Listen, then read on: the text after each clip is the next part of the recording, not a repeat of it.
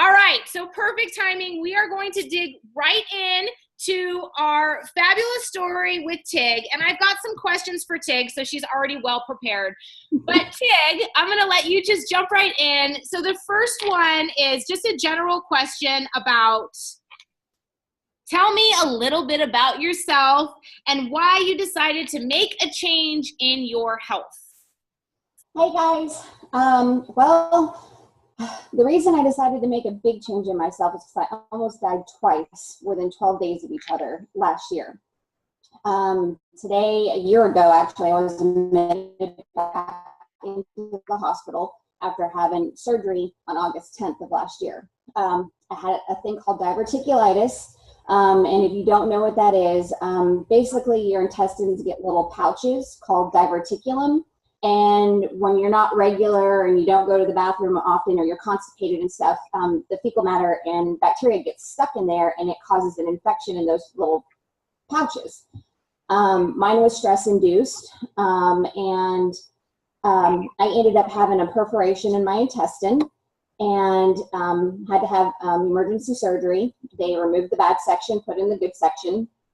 The good section's back together, and then 12 days later, that resection became infected and it perforated again. And my doctor said I was a complete mess inside. So they had to, ended up giving me a stoma, which is where they bring your intestine to the outside of your stomach and you have a bag basically to catch all your stool. They had to do that in order to let my intestines calm down and get the inflammation out. And then I had multiple complications after that. I ended up developing a hernia, had hernia surgery in October to kind of fix it for the time being until he reversed my stoma, and then multiple infections with the diverticulitis again up until December. And then in December, he decided to reverse my stoma, which I named her Stella. She was Stinky Stella. Because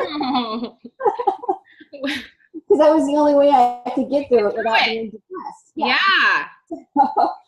So we named her, and we told her to rest in peace, and she went back in my stomach. And after that, I was good for a little while until March, when the hernia started bothering me again, and I had to go back and have surgery again.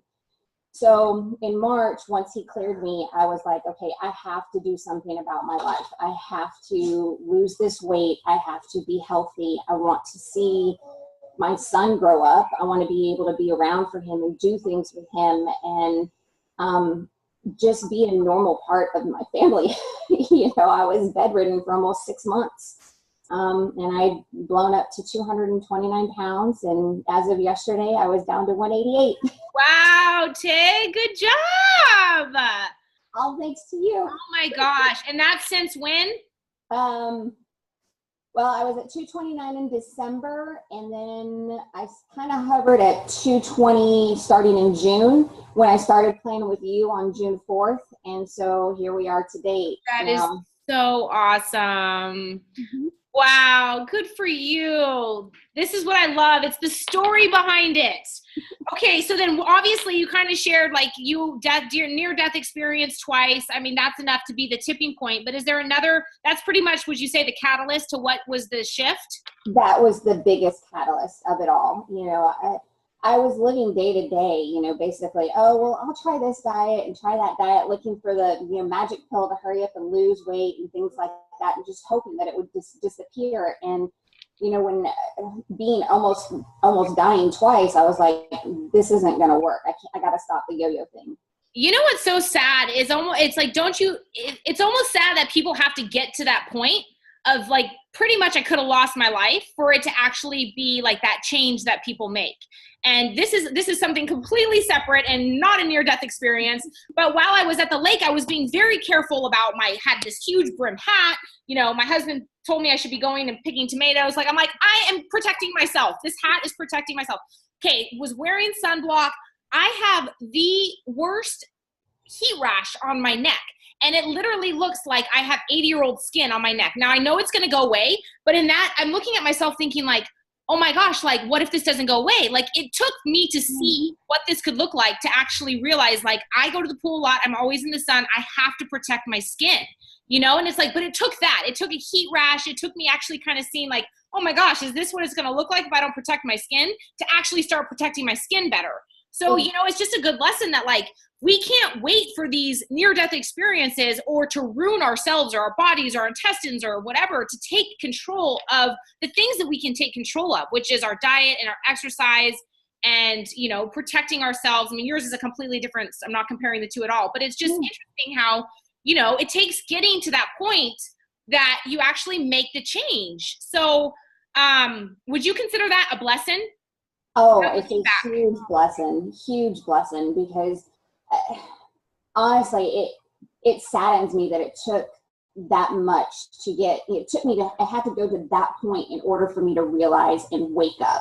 You know, I mean, I had joined your group back in 2014 or 15, and you know, I'd always start, and about 2-3 weeks in, I'd be like, oh, I could have a cheat meal. And then that cheat meal turned into, you know, a cheat month. And then I'd stop. And then a couple months later, I'd come back. I was constantly back and forth, you know, and it never clicked until now. It's like now I sit here and I listen to everything you say, and I'm like, oh, that makes sense. And then my husband will tell me the same things. He's like, I've been trying to tell you that, but you weren't ready. You weren't ready.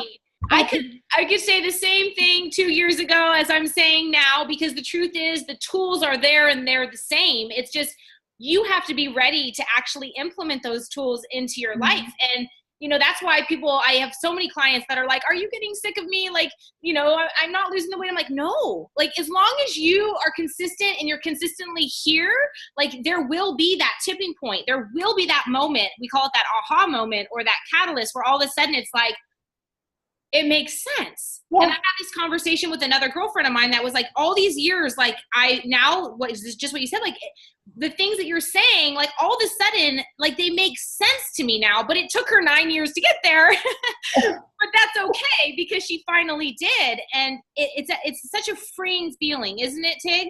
It really is. I feel so much better about myself. I have more confidence. I know that I've got the tools inside, like they're like embedded in me now, that no matter where I go, I can succeed. And it's okay to, like, if I have a little cheat meal here, just jump right back on the next you know, meal, because it's not gonna affect me the way my mind was telling me before it's gonna affect me. Absolutely. Totally makes sense. So what have been your biggest struggles, would you say, throughout the past, you know, several months? What would you say the biggest struggles have been in kind of you reaching this tipping point? And even now that you kind of have this aha moment, because we do have those struggles still, once we have those moments of like, I get this, what would you say those are? My biggest struggles, I think, are sometimes trying to find the creativity in making different meals. I struggle with when I look at your menu and I see a quarter cup of oatmeal with, you know, quarter cup of pumpkin and 6 egg whites. I'm like, okay, I have to have exactly those 3 things. But now I'm starting to realize, oh, I can combine those and make other things with them. So it's like I was always stuck with just the chicken and the vegetable and the oatmeal or whatever, and just having everything plain by itself. So that was a big struggle for me. And then I think another one is for finding the motivation sometimes to get up and go and work out. That was in the beginning, that was the hardest. That was my biggest struggle, because I was like, there's no way I can do this. I can't keep up with everybody. I can't do 100 squats. And now look at you. So what mantra would you recycle to get your ass out of bed and moving? What was the one? I knew it. I've heard that one from you. I love it. And I still use that. I'm like, okay, 3, 2, 1, I go. And I think about you every time because I know that you've used that a lot. But I use it all the time. You know, I'll wake up, like my morning rituals, I wake up and I grab my phone and I look to see who's done their videos, and I can always count on Scotty. Right? And Gina Stowers, she's always there too. And I'm like, okay, it's time to go. 3, 2, 1, go. Let's go. They did it. You can do it. So. I love it. And there's a reason why it's 3, 2, 1, because if it was 1, 2, 3, you'd be like 4, 5, right? 5 more minutes. Let me hit that snooze button. Exactly. Okay, so then what have been your biggest victories? I mean, you've overcome those two struggles, huge. Have there been any other huge victories that you see? I mean, you traveled a lot. I saw some great success on the road. Yes, the traveling was definitely, I was really scared about that one because it was only like 2.5 weeks in the plan. And I was really, really scared about being able to go somewhere and not have the foods that I need or not be able to stay on track, and then be tempted by everything else that was around me. But I was able to find everything that I needed. And my husband was just very supportive and was just like, okay, well, you can do this, we can do that, we can stop and get you whatever. And he'd make mindful choices to help when we'd stop, for like food or whatnot. He'd be considerate to find things where I could order from as well. So now let's talk about that for a second. Has he always been super supportive, which is amazing? He has. He's always supported me in everything that I do. But then at one point, he was kind of getting frustrated with me because I was constantly giving all the excuses. Well, I can do it later, or I'll start next week, or I'd start and then stop. And, finally he was just like, I can't help you until you're ready to help yourself. Right. That is so awesome though, that he's there to support you. I mean, that's such a huge, and that's a whole nother topic in itself, is just, not having the support at home. And that's why the VIP is so special, because we get each other. And even though our husbands get us and our family members, or, we're lucky to have those that do, they're never going to truly understand like we do, especially as women and mothers. And, it's a whole different animal. So it's so awesome to have such a supporting group. And I think that is one of the number one reasons people do tend to fall off, is that they don't have the support at home. And so offering the support among each other and our tribe is a great kind of filler for that. But when you have it at home, it really is such an amazing thing that you have. So give him a big hug for me. Give him a big hug. I will. And then how do you cook at home with him? And do you do separate meals, or? Sometimes we do separate meals. A lot of times he'll be like, do what you need to do for yourself. I'll figure out whatever, but if I make chicken, I'll make it, I broil my chicken a lot. That's kind of like my go-to because it's quick and easy, especially when we come back from Taekwondo with my son and stuff. So I'll throw some chicken in the broiler and they'll be like, okay. Sometimes they'll eat salad with me with the chicken, or they'll be like, can we just have some mac and cheese? Keep it simple sometimes, right? Okay, so see, speaking of food, what are some of your food favorites? Like, give me some of your favorite healthy foods and some of your favorite not so healthy refuel options. Well, my favorite foods, I think, I love cucumbers and I love tomatoes. And I've been craving tomatoes really bad lately for some reason. I just want to eat them up. And my not so healthy favorites would be pizza. Give it up for the pizza. And we're not talking devotion pizza. I've been on a cauliflower pizza kick lately. I found a really good frozen cauliflower pizza crust in my grocery store. So I've been tending to do that a lot. Jennifer Frizzell knows. You guys are so cute. I love it. So yeah, cheese is like my favorite. I love cheese. And that's one of the things that's like my drawback is like, oh, I don't have cheese. Like I can't have cheese. Oh, but you can have almond cheese. Maybe we should introduce them. So. You can't? No, I developed an almond intolerance recently. Oh, no. Yeah, at first, and I was so bummed about it because I love almond milk, and I love raw almonds.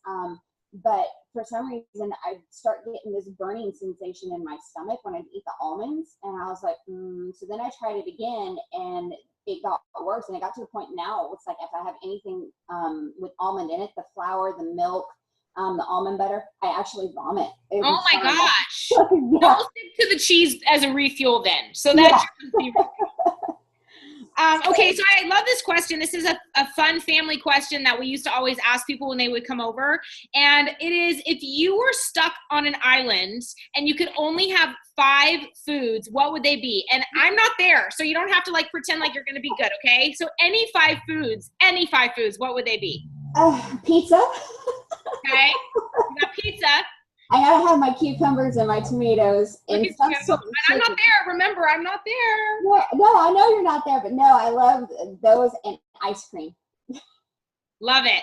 So that's okay. Did we get 4 or 5? The ice cream, pizza. Oh, chicken. Okay, I like it. That's pretty. Look at you.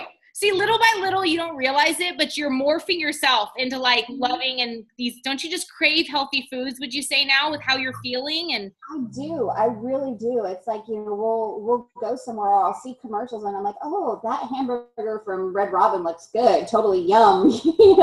But then I'm like, nah, it just doesn't do anything for me anymore. It doesn't have the same appeal, right? Just our bodies start to function completely differently. And taste wise too. When I did have a burger, no, it didn't taste the same either.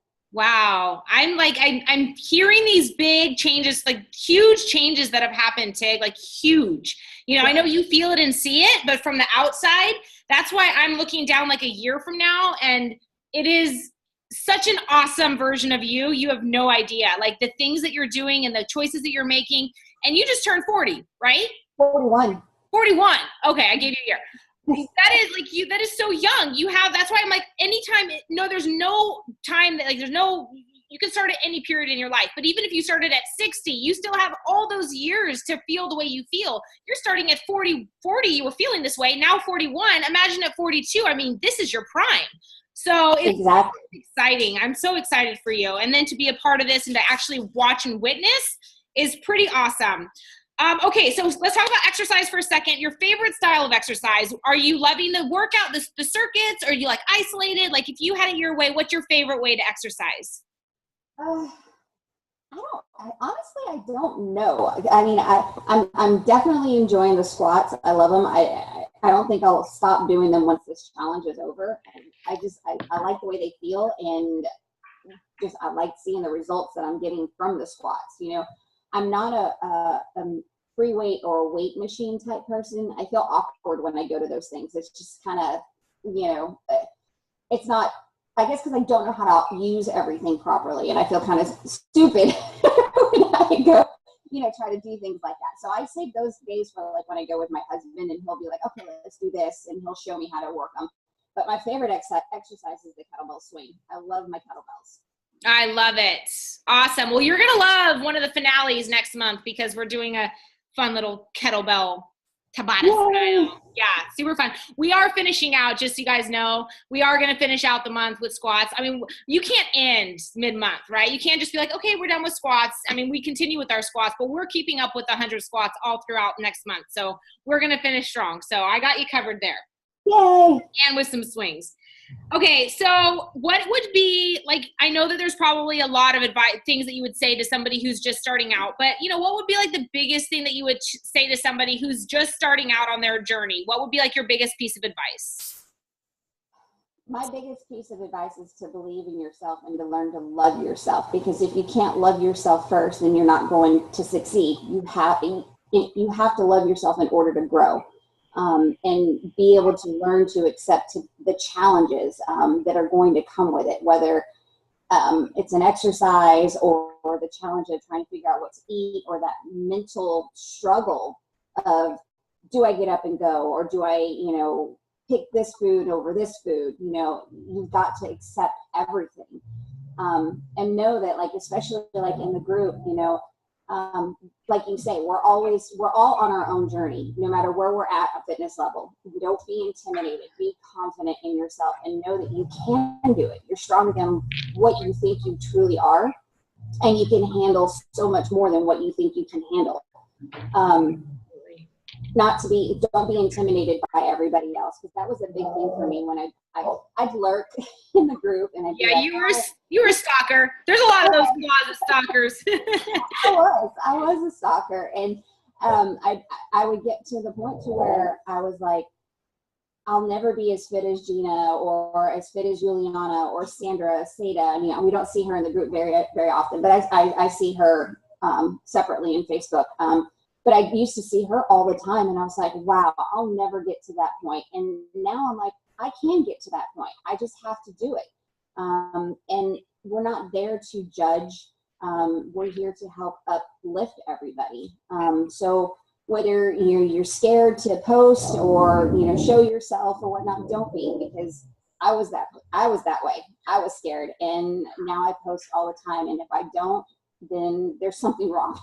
Yeah, no, exactly. I mean, everything you said, I 100% agree with you. It all starts with love, and that's why we dedicate so much of the year to that love theme, you know, kicking it off with February. But I mean, really, it carries over into every month. I mean, it really truly does all start with loving yourself and coming back to what that why is. And people always have like so many people's reasons for doing what they do is so much more out here and so much more to, you know, satisfy somebody else or this and that. So if you really circle back to like loving yourself and what your why is and why you're doing this, I mean, I really feel like that is going to be the anchor that holds you to staying on track with whatever you're doing. And if it's something else you're doing it for and it's not that true love, then that's when it can easily just leave and fall off. So those are just really powerful words. I love that. I love it. Love it. The best piece of advice ever. It's got to come from you. And what everyone else is doing truly doesn't matter. I mean, we didn't know your struggles, what you went through, you know, but what somebody sees on the outside, it's like we're all on our own journey. And that's what's so special about our tribe. And I'm very, you know, careful to keep us close and intimate and everything, because it's really important that we are such a group of supportive, uplifting people, because it's a crazy world out there. Oh my God, yes. It's a crazy world, right? You're like, wait a minute, I thought you were my friend. Wow. No, but I will say, I think, you know, your vibe attracts your tribe 100%. And I think that we have such an incredible group here that it is the most like welcoming, like everyone truly, genuinely wants to see everyone else succeed. And I think that that is like so powerful in everyone's journey. So yeah, great words, Tig. I love it. So then 2 more questions. What are your next goals? So you've come so far. What's next for Tig? My next goals, well, ultimately I'd like to get down to 140. I want to get back to where I was back in the military, fitness wise, health wise. So I just want to continue to keep up with everything and stay with the lifestyle forever. Awesome. And how tall are you, Tig? I'm 5'5". Okay. So that's like a good number goal, but that's just on the clouds. That's up there, but you might see 150 looks hot on you, right? Exactly. Exactly. Okay, good. Well, I'm excited because, you know, we have some fun challenges coming, and you talked earlier about just like your intimidation with the foods and things like that, you know, just like so when we did the breakthrough plan, I kind of was listening to everyone who was kind of like, you know, I'm kind of getting bored with the food. So it was giving people more options. And, you know, if it fits your macros kind of whole, whatever bad thing going on, people like to have more choices, and everyone's different. Some people can eat the same thing every day. Some people need options, need choices to stay on track. So it's a great plan to allow you to kind of learn how to exchange and substitute and do things like that. So we are going to revisit some of the plans that have worked for so many people. Have you done the UAP? Yes, I have UAP and I have the breakthrough. Okay, so then you're set. So we've got some great things coming. I'm excited because we're going to help you get to that 140 before you know it. You're like you're so close now. I know. It used to be so far away. But oh my gosh, like, hello. I hope you're ready for it. 2019 is like coming for you. I know. I'm excited, you know, because by June of next year, I can see a whole bunch of different changes coming. I mean, oh my gosh. I just want to be strong and healthy. You know, I don't care about being all muscular and stuff like that. That's whatever. You know, I mean, it'd be nice, but in time. Right, absolutely. As long as I'm strong and healthy and down to a normal, at least a decent weight size, and can fit back into some of my old clothes, that'd be great. That's really awesome. No, I'm excited because it's going to be good. We're going to kick off the year with the UAP. I can tell all you guys now. We're going to hit it hard for 6 weeks, and then we're going to roll over into the breakthrough. So you've got a solid 12 weeks there where you're going to hit it hard, and the results are going to be amazing. The things that you can do in 12 weeks. And it's also kind of teaching you how to start to kind of go back to the basics of the foods and then start to incorporate, you know, how to kind of switch out with the breakthrough. So my goal with everyone now is to kind of show you how to use the plans for lifestyle. Like, okay, we get the solid plan, and then you kind of roll into the breakthrough where we start to kind of, you know, start to add things in and then we kind of shift off from there. So I'm really excited for you because it's going to be perfect for what your goals are and keep you kind of focused and have a solid focus to get to your 140.